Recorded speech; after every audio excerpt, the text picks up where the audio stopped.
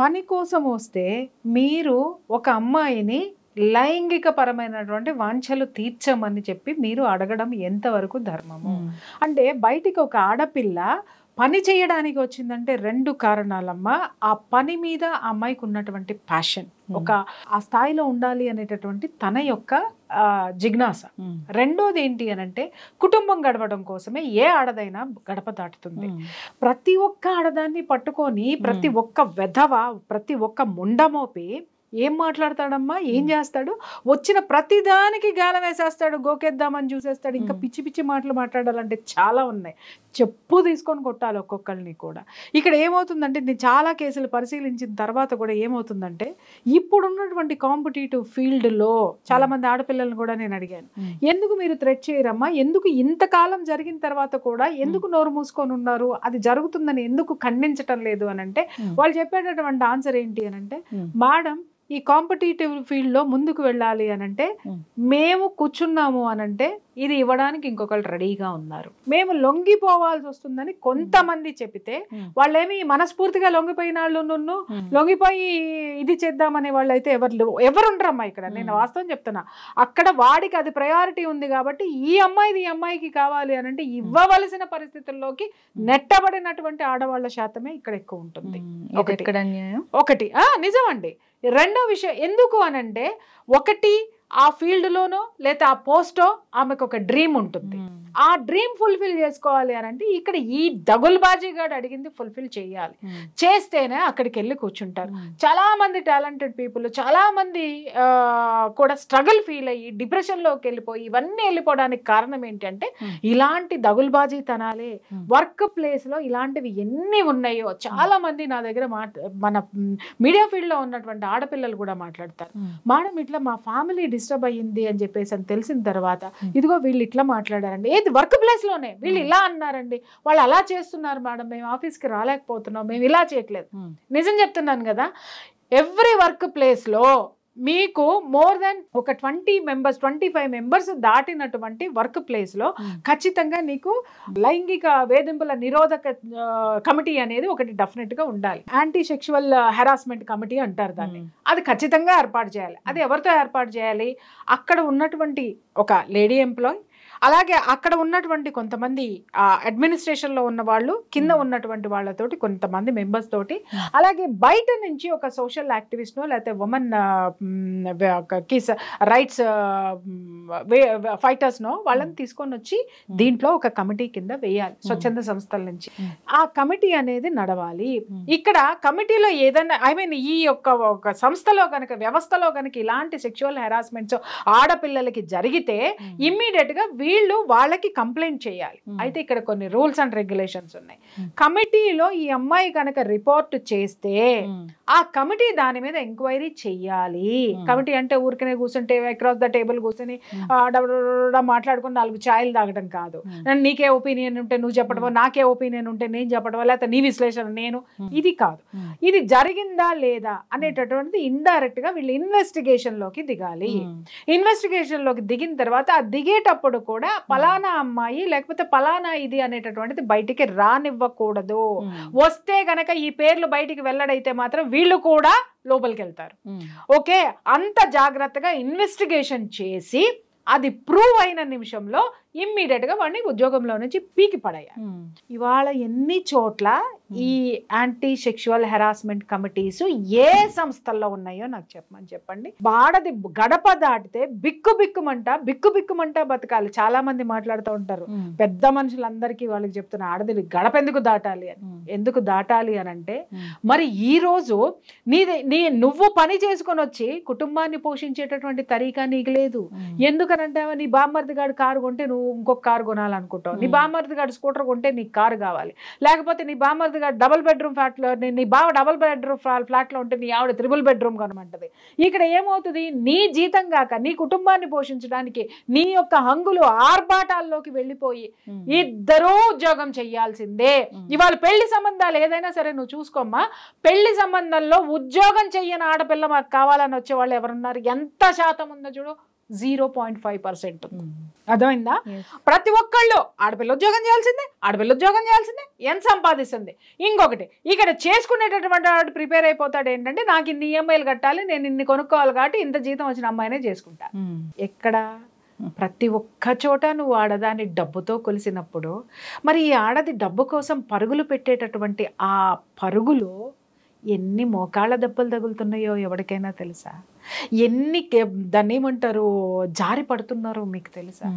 ఎన్నిసార్లు పడకుండా శక్తికి మించినటువంటి పరుగులు ఈ ఆడవాళ్ళు పెడుతున్నారు ప్రపంచంలో. ఎంతమందికి తెలుసురా నాయన మీకు? ఇవాళ ఆడది బయటకు వచ్చేస్తుంటే నేను చాలా చూస్తాను కదా, ఎవరైనా యూట్యూబ్లో చక్కగా మాట్లాడినా, ఏదైనా ఒక మంచి పని చేసినా, ఏదైనా చక్కగా కూర్చుని ఏదైనా చేసినా కింద అసహ్యకరమైనటువంటి బూతులు పెడతారు. ఒరే, ఇంట్లో కూర్చుని తినేటటువంటి బలిసేటటువంటి ఆ వెసులుబాటు ఆర్థికపరమైనటువంటి బలం ఏ ఆడదానికి ఉన్నా ఏ ఆడది ఇట్లా బయటికి వచ్చి కూర్చొని మీతో బూతులు తిట్టించుకోదు. అండర్స్టాండ్? రెండవది, మనిషి అన్న తర్వాత ప్రతి ఒక్కళ్ళకి కూడా ఒక ఆశయం అనేది ఉంటుంది జీవితంలో, ఒక స్థాయిని, ఒక స్థానాన్ని అందుకోవాలని. ఆడది ఎందుకమ్మా తీసివేయబడుతుంది? ఆడది ఎందుకమ్మా చిన్న చూపు చూడబడుతుంది? శక్తి లేదా? అరే, ఈ విశ్వం మొత్తం ఒక శక్తితో పుట్టిందమ్మా. ఆ శక్తి స్వరూపమే ఆడది.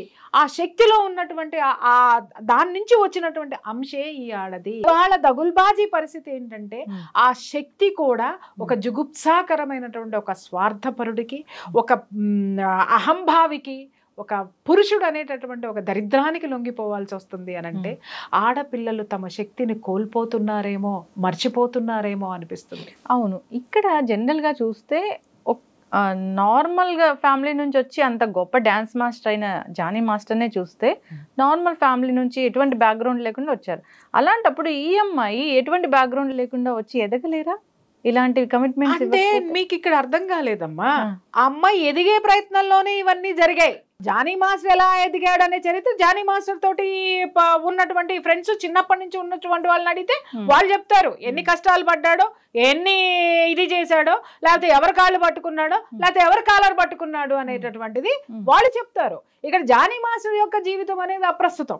ఇక్కడ మనము బయట లైమ్ లైట్ లోకి వచ్చింది ఆ ఆడపిల్ల. ఆ ఆడపిల్ల కూడా ఇలాగే జానీ మాస్టర్ ని ఒక దీని కింద తీసుకొని, ఒక మోడల్ కింద తీసుకొని, నేను కూడా ఈయనలాగా గొప్పదాన్ని అవ్వాలని అతన్ని ఐడియల్ గా తీసుకుందో, లేకపోతే మరి ఇంకెవరినైనా తీసుకొని ఇండస్ట్రీలోకి వచ్చి ఇతని దగ్గర జాయిన్ అయిందో, అది మొత్తానికి జరిగింది. ఆ జరిగినప్పుడు ఆమెకి కూడా అదే కళ ఉంది, నేను కూడా ఈ స్థాయి రావాలి. ఇవాళ నేను అడుగుతున్నాను, లేడీ డాన్సర్స్ లేకుండా ఇవాళ మనకి ఇంత గొప్ప ఎంటర్టైన్మెంట్ ఇచ్చేటటువంటి ఫిల్మ్ ఇండస్ట్రీలో ఈ హీరోలు, హీరోయిన్లు, ఈ లేడీ డాన్సర్స్ అనేటటువంటి వాళ్ళు రాకపోతే, వాళ్ళ టాలెంట్ ను ప్రూవ్ చేసుకోలేకపోతే ఇవాళ మనకి ఇంత అందమైనటువంటి పిక్చర్ మనకి ఎక్కడ వచ్చేదమ్మా చెప్పండి? దాని వెనుక ఈ ఆడపిల్లలు, లేడీ డాన్సర్స్ కృషి ఎంత ఉంది. ఒకనొక క్షణంలో అయితే నేను 2-3 డాన్స్ మాస్టర్స్ చూశాను.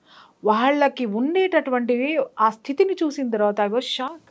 వాళ్ళు తమలో ఉన్నటువంటి ఆడతనాన్ని కూడా మరిచిపోయి వాళ్ళని వాళ్ళు కాపాడుకుంటానికి మగాళ్ళకి మించినటువంటి ఎనర్జీతో పనిచేస్తారు. అవును, వాళ్ళు మర్చిపోతారు మేము ఆడవాళ్ళమని. ఎందుకంటే ఆ ఫెమినిటీ ఉంది అని అంటే ఒక్కొక్కడు ఆడేసుకుంటాడు, వాడేసుకుంటాడు. దాన్ని మించి నిలదొక్కుని కసితోటి పని చేసేటటువంటి కొరియోగ్రాఫర్ నేను చూసాను. నాకు నిజంగా one side of the coin చాలా గర్వం వాళ్ళని చూస్తే, other side of the coin బాధ. ఎందుకంటే వీళ్ళు తమలో ఉన్నటువంటి ఆ స్త్రీతత్వాన్ని అణిచేసుకొని, ఆ స్థితిని అణిచేసుకొని ఈ దగుల్బాజీల్ని ఎదుర్కోవడానికి ఇలా మారిపోవాల్సినటువంటి పరిస్థితుల్ని తీసుకొచ్చినటువంటి ఈ దరిద్రుల్ని చెప్పుతో కొట్టాలనిపిస్తుందమ్మా. ఆడది ఆడదానిలాగా ఉండి పని చేయలేదా అంటే వీడికి మించినటువంటి ఎనర్జీలోకి వెళ్ళిపోయి, ఆ శక్తిలోకి వెళ్ళిపోయి, అరే నేను ఆడదాన్నే కాదరా అనేటటువంటి స్థితి తీసుకొస్తే గానీ ఈ మగాడు మాట అనడం. ఎందుకంటే అరే బాబు దాంతో పెట్టుకోద్దరా, ఎందుకు వచ్చిన వాళ్ళు, అరే నాయన ఎందుకు వచ్చినమ్మా, అదే రోడ్డు మీదకి ఏడుస్తుంది అంటే వీడి కంటే ఎనర్జీలోకి వెళ్తే తప్ప వీడు అణిగి ఉండడు. ఇక్కడ అమ్మాయి పరిస్థితి కూడా 15 సంవత్సరాలు. ఇప్పుడు అందరూ అడుగుతున్నారు, అమ్మాయికి 22 సంవత్సరాలు, ఇది జరిగి 5 సంవత్సరాలు అయింది. చాలా మంది ఆడవాళ్ళు మాట్లాడుతున్నారు, మహిళామణులమ్మ నమస్కారం, ఆ రోజే పెట్టచ్చు కదా, ఈ రోజు వరకు ఎందుకు పెట్టలేదు అని అంటే, అమ్మా మేధావుల్లారా ఇక్కడ 2 విషయాలు. ఒకటి, ఇది ఈ విషయం కనుక జరిగి ఉండి ఉంటే, అత్యాచారం అనేటటువంటిది నిజమై ఉండి ఉంటే పాయింట్స్ మాట్లాడుతున్నాను నేను. ఆ అమ్మాయి అప్పుడు కేసు పెట్టడానికి షీ వాజ్ మైనర్. అర్థమైందా? ఎవరితోనైనా సరే ఇలాగే ఉండాలి. మనకు బయట వాడు పెద్ద సెలబ్రిటీ, కానీ ఒకసారి మీరు సెట్ లోకి వెళ్ళి చూడండి, పాపం వాళ్ళ కష్టాలు వాళ్ళకు ఉంటాయి, కుక్క కష్టాలు కుక్క పాటలే ఉంటాయి. ఇట్లాగే నిలబడి ఉండాలి, ఇలాగే చేతులు కట్టుకొని కూర్చొని ఉండాలి. అంటే ఆ ప్రాపకాన్ని సంపాదిస్తే తప్ప, వాడికి ఊడిగం చేస్తే తప్ప, అందరినీ అనట్లేదు అన్నీ అనట్లేదు, తప్ప వీళ్ళు నిలబడలేనటువంటి పరిస్థితి. అటువంటి వాళ్ళు ఈ అమ్మాయికి ఏ విధమైనటువంటి సపోర్ట్ ఇస్తారు? ఈ అమ్మాయికి సపోర్ట్ ఇచ్చారు అని తెలిస్తే వాళ్ళకి ఇండస్ట్రీలో వేషాలు వస్తాయా? ఎందుకంటే అవతల ఉన్నవాడు వీళ్ళకంటే బలమైనటువంటి వాడు. కాబట్టి ఇంకొక విషయము, అసలు అమ్మాయికి పోలీస్ స్టేషన్కి వెళ్ళి కంప్లైంట్ ఇచ్చేటటువంటి ధైర్యం ఉంటుందా? మీరు అనొచ్చు ఇలాంటివి జరిగితే ఇంటికి వెళ్ళిపోవచ్చు కదండి. ఎందుకు వెళ్ళాలి అని అడుగుతాను నేను. ఎదిరించి ఎందుకు నిలబడద్దు? ఆ అమ్మాయి వచ్చినది సాధించాలి అని అంటే వెనక్కి తిరిగి వెళ్ళిపోతే ఇవాళ ఇండస్ట్రీలో ఒక్క ఆడ కొరియోగ్రాఫర్ కూడా, మహిళా కొరియోగ్రాఫర్ ఉండదు, ఒక లేడీ కూడా ఉండదు. అది లేకుండా మీరు చేయగలుగుతారా? చాలా మందిని చూశాను. అక్కడ ఏంటి అని అంటే ఒక్కొక్క ఆడపిల్లలు కూడా స్మోక్ చేస్తూ ఉంటారు, కొంతమంది స్మోక్ చేస్తూ ఉంటారు, మందు కొడుతూ ఉంటారు, ఇవన్నీ చేస్తూ ఉంటారు. ఒకప్పుడు నాకు మనసులో అవన్నీ చూస్తే ఒక ఫీల్ వచ్చేది, అయ్యో ఎందుకు వీళ్ళు ఇలా చేస్తున్నారు అని. కానీ అక్కడ ఉన్న చరిత్రలు విన్న తర్వాత, ఇందాక నేను చెప్పాను చూడమ్మా, వీళ్ళకి మించినటువంటి ఎనర్జీ తోటి వెళ్తే తప్ప ఈ వెధవల మాట వినరమ్మా. కానీ ఇక్కడ విచారించదగ్గ విషయం ఏంటంటే, సిగ్గుతో తలదించుకోవాల్సినటువంటి విషయం ఏంటంటే, అక్కడ ఉన్నటువంటి పురుషాధిక్యత ఎనర్జీ. మీ స్త్రీలను వచ్చినప్పుడు మీరు ఎలాంటి గౌరవాన్ని మీ ఇండస్ట్రీలో ఇస్తున్నారే? కళామ తల్లి ఇంకేదో అబ్బా ఏమన్నా మాట్లాడతారు అబ్బా, ఒక్కొక్కళ్ళు గుండెనిలా పిండేసి దానికి మళ్ళీ ఇది అద్ది దాన్ని ఒక పూలహారం చేసి జనాల మెడలో, వాళ్ళ గుండెని జనాల మెడలో వేసేస్తారు. ఓకే, వేసేయంగానే వాళ్ళ గుండె మా దగ్గర ఉందని చెప్పేసి అని ఫీల్ అవుతూ ఉంటారు. కానీ ఆ గుండెలో ఆడదానికి ప్లేస్ ఎక్కడుంది? ఆడదానికి గౌరవం ఎక్కడుంది? ఎందుకయ్యా మీరు పై మాటలు, గొప్ప గొప్ప మాటలు, డైలాగులు ఎందుకు మాట్లాడుతున్నారు? ఇవాళ ఇండస్ట్రీలో మీరు స్త్రీలకు ఇచ్చేటటువంటి స్థానము, స్థాయి ఎక్కడ? నిన్నగాక మొన్న మలయాళం ఇండస్ట్రీలో హేమా కమిటీ రిపోర్ట్ అనేది బయటకు వచ్చింది. ఒక మాజీ జడ్జి తోటి ఒక కమిటీ వేశారు. కమిటీ వేస్తే ఎన్ని నిజాలు మనం దాంట్లో నుంచి బయటకు వచ్చినాయి అమ్మ మనకి. దానికి బాధ్యత వహిస్తూ ఒకానొక గొప్ప హీరో రిజైన్ చేసేసి చేతులు దులుపుకున్నాడు. నేను అడుగుతున్నాను, నువ్వు దులుపుకున్నటువంటి చేతుల యొక్క మట్టి ఏదైతే ఉందో ఎక్కడ రాల్చావు, ఎక్కడ పూసుకున్నావు? ఆ పూసుకున్నది వాళ్ళు రాల్చేసింది ఎక్కడేసావు నువ్వు? దానికి కూడా సమాధానం చెప్పద్దా? ఇవాళ సింపుల్గా నువ్వు రిజైన్ చేసావు, నీ ఆధ్వర్యంలోనే ఇవన్నీ జరిగాయి. దానికి సమాధానం చెప్పి, దానికి ఏం చర్యలు తీసుకుంటావో చెప్పి, అక్కడ ఉన్నటువంటి మహిళా మండలికి ఏ క్షమాపణ చెప్తావో అది చెప్పి ఆ తర్వాత నువ్వు మాట్లాడు. సింపుల్గా ఏంటంటే ఇవన్నీ వచ్చినాయి అంటే, రాకపోతే ఇంకొక 20 ఏళ్ళు నువ్వే ఉందుగా, నీ తర్వాత నీ వాడెవడో ఉందిరుగా, నీలాంటి వాడే ఇంకొకటి వద్దురుగా. అంటే ఇక్కడ ఇది ప్రపంచానికి తెలిసిపోయింది కాబట్టి, ప్రపంచం మాట్లాడుతున్నారు కాబట్టి రిజైన్ చేసేస్తే అది నేను రిజైన్ చేసేసానండి అని ఒక మాట అంటే అయిపోయా. ఈ పెద్ద మనిషి జోలికి ఎవరు రారు. తెలివితేటలు చూపిస్తారనమాట వీళ్ళు. తెలివితేటలు నీ ఆధ్వర్యంలోనే జరిగినాయి సామి.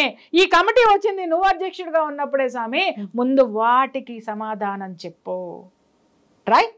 అక్కడ ఎవడో సమాధానం చెప్పడం, సమాధానం ఎందుకు చెప్పవు అనేటటువంటి పబ్లిక్ ఏదైతే ఉంటుందో, ఇక్కడ పబ్లిక్ ఎదవా. పబ్లిక్ మాత్రం వీళ్ళ సినిమాలు వస్తే విజిల్ చేయాలి, కాగితాలు దించాలి, చొక్కాలు చింపుకోవాలి, ఇంకా హీరో వస్తే వాడి కాళ్ళ మీద పడాలి, మళ్ళీ ఎక్కువ తక్కువలు చేస్తే వాడిని పట్టుకొని పటపట ఓ హీరోతోటి వీడు కొట్టించుకోవాలి. అంటే ఇక్కడ అభిమానులు కూడా దురాభిమానులు ఉన్నారు, అది పక్కన పెట్టండి. విపరీతమైనటువంటిది. ఈ పబ్లిక్ మీకు కావాలి మీ జేబులు నింపడానికి, మీ ఆస్తులు పెంచడానికి, మీ గ్లామర్ పెంచడానికి. మీ గ్లామర్తో మమ్మల్ని ఆడేసుకుని వాడేసుకుని పారేస్తున్నారు. మరి ఇంత గొప్పగా స్త్రీల గురించి, స్త్రీ యొక్క అభిమానం గురించి, స్త్రీ యొక్క మానం గురించి మాట్లాడేటువంటి హీరోలు ఒక స్త్రీకి అత్యాచారం జరుగుతుండే యానుంచో ఎగురుకుంటా వచ్చి డిషు డిషు డిషు అని 100 మందిని తంతున్నాడు. ఇప్పుడు ఒక్కడి మీద బాధ్యత తీసుకోండి, మీరు ఒక్కడి మీద బాధ్యత తీసుకోండి. సోకాల్డ్ హీరోస్ అందరూ కూడా. ఇక్కడ ఒక హీరోని నేను మెచ్చుకోవాలి. నిన్న ఆవిడ ఝాన్సీ ఒక మాట మాట్లాడారు. ఈ అమ్మాయి ఎందుకు కంప్లైంట్ ఇవ్వలేదు? ఈ క్వశ్చన్కి నేను సమాధానం చేస్తా. చాలా మంది క్వశ్చన్, అప్పుడు ఎందుకు ఇవ్వలేదు, అప్పుడు బాగానే కలిసి ఉన్నారు, ఇప్పుడు మాత్రం బయటకు వస్తే కంప్లైంట్ ఇస్తున్నాడు. ఒరే దగులుబాజీలారా, ఆ అమ్మాయి అప్పుడు కంప్లైంట్ ఇవ్వడానికి షీ వాజ్ మైనర్. ఇంకొకటి, కంప్లైంట్లు ఇస్తే అమ్మాయికి అవకాశాలు ఇవ్వరు, అవకాశాలు రాకపోతే బయటికి రావచ్చు కదా అని అంటే, ఆ అమ్మాయి అనుకుంది నా జీవితం ఇది అని, తను దేనికి వచ్చానో అది ప్రూవ్ చేసుకోవాలని నిలబడినందుకు ఆ పిల్లని అప్రిషియేట్ చేయండి. అన్నిసార్లు అత్యాచారమైన ఇండస్ట్రీని వదిలిపెట్టకుండా అమ్మాయి వెళ్ళిందంటే ఆ అమ్మాయిలో ఎంత తపన ఉందో అర్థం చేసుకోండి. మానసికంగా శారీరకంగా దగుల్బాజీలందరూ కొల్లబడుస్తున్నా కూడా కదలకుండా కూర్చున్న ఆ శక్తికి సెల్యూట్ చేయండి రా నాయన. అంతేగాని ఎందుకు వచ్చింది, ఇంటికి వెళ్ళిపోవచ్చు కదా, ఇక్కడే ఉండొచ్చు కదా. అరే కొంపలో కూర్చొని అన్నం తినే నీకేం తెలుసురా ఆ విలువ? ఒక్కసారి నువ్వు డాన్స్ చేసి చూడు, అమ్మాయిలాగా డాన్స్ చేసి చూడు, అమ్మాయిలాగా కొరియోగ్రఫీ చేసి చూడు, లేదా ఆ అమ్మాయిలాగా నువ్వు ఒక ఆ యాటిట్యూడ్ని పెట్టుకుని అంత ధైర్యంగా నువ్వు ఉండే. You are escapist, but she's not. మాట్లాడే వాళ్ళందరూ ఎస్కేపిస్ట్లు అమ్మా, బట్ ఆ అమ్మాయి ధైర్యంగా నిలబడి నాకు ఎవరొస్తారు ఎవరొస్తారు ఎవరొస్తారు ఎవరొస్తారు ఇన్ని సంవత్సరాలు చూసింది. ఇవాళ ఒక హీరో ముందుకు వచ్చి ఆ అమ్మాయికి ఎవరు అవకాశాలు ఇచ్చినా ఇవ్వకపోయినా నా సినిమాలో ఒక సాంగ్లో ఖచ్చితంగా ఇస్తానన్న తర్వాత అమ్మాయి ఎందుకురా అయ్యా కంప్లైంట్ ఇచ్చింది, ఆడ మీద ఎవడో సపోర్ట్ చేస్తే కాదు, ఆ సపోర్ట్ కేవలం ఒక్క ఛాన్స్, ఒకే ఒక్క ఛాన్స్. ఆ సినిమాలో మనం చూస్తాం, ఒక ఆడపిల్ల అంటది చూడు, ఆ ఒక్క ఛాన్స్ కోసం అది రాగానే బయటకు వచ్చింది అమ్మాయి. తర్వాత బయటకు వచ్చిన తర్వాత కూడా నిజంగా ఇక్కడ అప్రిషియేట్ చేయాల్సింది film chamber of commerce. Immediate గా అతన్ని తీసి పక్కన పడేసేసింది, సస్పెండ్ చేసేసింది. ఇంకొకటి ఏంటంటే ఆ డాన్సర్స్ అసోసియేషన్ నుంచి కూడా తీసి పక్కన పడేశారు. తర్వాత ఆయన ఏదో ఒక పార్టీలో ఏదో ఎలగబెట్టినాడంట, అక్కడి నుంచి తీసేశారు. ఇక్కడ నేను అడుగుతున్నాను, ఈతను పరారీలో ఉన్నాడు, ఇక్కడ వీడు శుద్ధపూస శుద్ధముక్క పలానా పలానా అంటే అయితే ఓకే బాబు, నువ్వెందుకు పారిపోయావు? ఎందుకు పారిపోయావు? గుండెలు చుంచుకుని ఇలా చొక్కాలేసి కిందకి వచ్చి డించుకని చాలా మందితో డాన్సులు వేసి చేయించావు కదా నువ్వు. మరి ఇవాళ నువ్వెందుకు నువ్వు డాన్స్ చేయకుండా ఈ రంగం నుంచి పారిపోయి ఎక్కడ డాన్స్ చేస్తున్నావు? ఎందుకు ఎస్కేప్ అయ్యావు? ఇక్కడ నేను చెప్తున్నాను, బాధితురాలు ఎస్కేప్ అవ్వలేదు, బాధించినోడు ఎస్కేప్ అయ్యాడు. ఇక్కడ అమ్మాయిని మనం అప్రిషియేట్ చేయాలమ్మా. జరిగింది వాస్తవం అయితే అమ్మాయి నిలబడి ఇవాళ ఒక చిన్న సపోర్ట్, ఒక హీరో నా సినిమాలో ఇస్తానంటే నా జీవితం ఉంది, నేను అనుకున్నది ఉంది ఇక్కడ, ఇప్పుడు నేను వీడి మీద ఈడంతు చూస్తాను అని చెప్పి ఇక్కడ ఎక్కుపెట్టింది బాణం. ఇది చూడాలి. 22 సంవత్సరాల పిల్ల 15 ఏళ్ల వయసు నుంచి ఆ హరాస్మెంట్ భరిస్తూ తను అనుకున్న లక్ష్యం చేరడానికి టైం కోసం ఎదురు చూసింది చూసావా? విశ్వం అది తీసుకొచ్చి ఎప్పుడైతే అమ్మాయికి ఇచ్చిందో ఆ అమ్మాయి బయటికి వచ్చింది. చూడమ్మా, నిప్పులేందే పొగరాదు. ఆ అమ్మాయి విషయము నిజం కాకపోతే ఇన్నిటిల్లో నుంచి అతన్ని ఎందుకు తీసేస్తారు? నిన్నగాక మనం ఇంకొక కేసు చూసాం, డ్రగ్స్ కేసు. కార్డు వెనక్కి వచ్చింది, అయ్యి వెనక్కి వచ్చినాయి, ఈ వెనక్కి వచ్చినాయి, అన్ని వెనక్కి వచ్చినాయి, కానీ ఎఫ్ఐఆర్ కాపీ బయట రాలా. ఇలా బ్లఫ్ చేసేటటువంటి వాళ్ళు మన దగ్గర ఉన్నారు, కానీ ఇలా బాధించినటువంటి వాళ్ళ ఎస్కేపిస్టులు కూడా ఇక్కడే ఉన్నారు. జరుగుతాయి జీవితంలో, పొరపాట్లు జరుగుతాయి, కానీ దౌర్జన్యాలు జరగకూడదు. కానీ ఏమంటారు దాన్ని, బ్లఫ్ జరగకూడదు. నువ్వు వాస్తవాన్ని వాస్తవంగా అంగీకరించు. సాగినంతకాలం నా అంతవాడు లేడందరూ, సాగకపోతే ఇలా పారిపోదురు. పారిపోయినాడు. నువ్వు చెయ్యినప్పుడు, నువ్వు నేషనల్ అవార్డు తీసుకున్న కొరియోగ్రాఫర్వి, నువ్వు బాలీవుడ్ కొరియోగ్రాఫర్, బాలీవుడ్లో కూడా నీకుంది. అంత స్టామినా ఉన్నప్పుడు నేను చెయ్యలేదు అని మరి ఒక్క ఆడపిల్ల కేసు పెట్టంగానే ఎందుకు పారిపోయావు నువ్వు? ఇక్కడ ఏంటంటే చెప్తున్నారు ఇంకా వాళ్ళ వైఫ్ కూడా సపోర్ట్ చేశారని. వస్తాయి, అది ఇంకా మనకి బయటికి రాలేదు కాబట్టి నేను దాని గురించి మాట్లాడినమ్మా. నాకు దాని గురించి కరెక్ట్ ఇన్ఫర్మేషన్ రాలా. ఇదే వాస్తవం అయితే ఆ అమ్మాయి గనక హింసించి ఉన్నట్టయితే ఆ అమ్మాయిని కూడా నేను వదిలిపెట్టను, ఖచ్చితంగా వదిలిపెట్టను. ఎందుకనంటే ఒక ఆడపిల్లని హింస పెట్టినటువంటి ఇది ఇప్పుడు మాట్లాడను, నేను చెప్తున్నాను కదా, అది కన్ఫర్మేషన్ రానివ్వండి, అప్పుడు మాట్లాడు. ఆడపిల్లని ఆడపిల్లలాగా ఆ విధంగా చూసి ఈ విధంగా చేయడం అనేది ఎంత బాధాకరమైన విషయమో. నిజంగా ఇలాంటి ప్రొఫెషన్స్ లోకి రావాలంటే చాలా మంది కూడా భయపడతారు, భయపడతారు, భయపడుతూనే ఉంటారు. ఇప్పటికైనా ఫిల్మ్ ఇండస్ట్రీ ఒక కమిటీ వేస్తుందా లేదా కమిటీలు ఉన్నాయి, కమిటీలు నిజంగా పనిచేస్తే, కమిటీలు నిజంగా వీళ్ళకి గనక ధైర్యం ఇచ్చి ఉన్నట్టయితే 6 సంవత్సరాలుగా అమ్మాయి మీద అత్యాచారం ఎలా జరుగుతుంది అంటే, మీరు పనికి మాలినాళ్ళ పని చేయనాళ్ళ అనేటటువంటి ఉద్దేశాన్ని మీరు ఇవ్వదలుచుకుంటే కమిటీ అసలు ఎక్కడుందనేది ఇవాళ బయటకు వచ్చింది. ఈ లోపు ఏమీ జరగలేదమ్మా. చాలా రిపోర్ట్స్ నా దగ్గరకు వస్తున్నాయి. ఫిల్మ్ ఇండస్ట్రీలో ఎవరెవరు ఏం చేస్తున్నారు అనేది నా దగ్గరకు వచ్చి మొరపెట్టుకునే వాళ్ళు చాలా మంది ఉన్నారు. అవన్నీ కూడా బయటకి ఇస్తా కావాలి అని అంటే. కమిటీ ఎక్కడ పని చేస్తుంది, కానీ ఇవాళ పని చేసింది, ఈరోజు పని చేసింది. దయచేసి ఇప్పుడు దుమ్ము దులిపారు, బూజు దులిపారు కాబట్టి ఇక నుంచి నీట్గా పెట్టండి. దీన్ని ఖచ్చితంగా వచ్చి కూర్చొని వాళ్ళ సమస్యలు పరిష్కరించుకొని వెళ్తారు. దయచేసి దీనికి తాళం వేయకండి, ఓపెన్ చేయండి. Open the doors. ఓపెన్ చేస్తే ఆడపిల్లలు సురక్షితంగా రక్షించబడతారు. ఇప్పుడు ఒక్క విషయం అమ్మా, చాలామంది మాట్లాడతారు మ్యూచువల్ అండర్స్టాండింగ్తో ఏమన్నా చేసుకోండి అని. నేను అడుగుతాను, అరే మ్యూచువల్ అండర్స్టాండింగ్ అనే పదం ఇక్కడ ఎందుకు మాట్లాడతారు?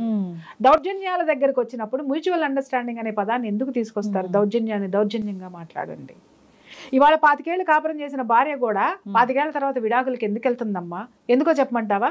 ఇవాళ మారతాడు, రేపు మారతాడు, పిల్లలు పుడితే మారతాడు, పెళ్ళిళ్ళు అయితే మారతాడు, లేకపోతే మనవాళ్ళు మనవరాళ్ళు. ఆడు మారడు, మనం మారాల్సిందే. అలాగే మగాడు ఇలాంటి మగాళ్ళ తత్వాలు మారవమ్మా. మీరు మారాలి, వ్యవస్థలు మారాలి. వ్యవస్థల్లో ఉన్నటువంటి యాంటీ సెక్షువల్ హెరాస్మెంట్ కమిటీస్ పనిచేయాలి. కమిటీస్ నిజాయితీగా పనిచేయాలి. ఇలాంటి వాళ్ళని ఉంటే నిజం చెప్తున్నాను తల్లి, ఆడపిల్లలు చాలా భద్రతగా, చాలా హ్యాపీగా, చాలా వండర్గా పనిచేస్తారు.